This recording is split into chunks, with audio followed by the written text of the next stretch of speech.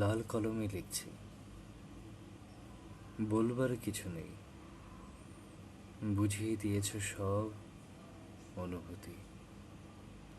ছাদের কংক্রিট রেলিংয়ের উপর পাখিদের সাথে নতুন আড্ডা জমেছে। পাশে পাতাবাহারের ফাঁকে ফাঁকে লাজুক সাদা হলুদ বেলি সোনালু উঁকি দেয়, মিষ্টি হাসে। ভেজা ঢালাইয়ের উপরে মুখোমুখি স্টিলের চেয়ার অপাদানে পরিণত হয়েছে। কার কাছে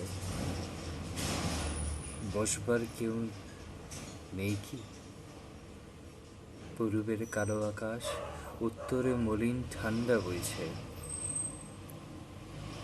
মাঝে মাঝে শিরদাঁড়া দিয়ে বয়ে যায় শীতল সাপ আর একটু ঝাঁকুনি।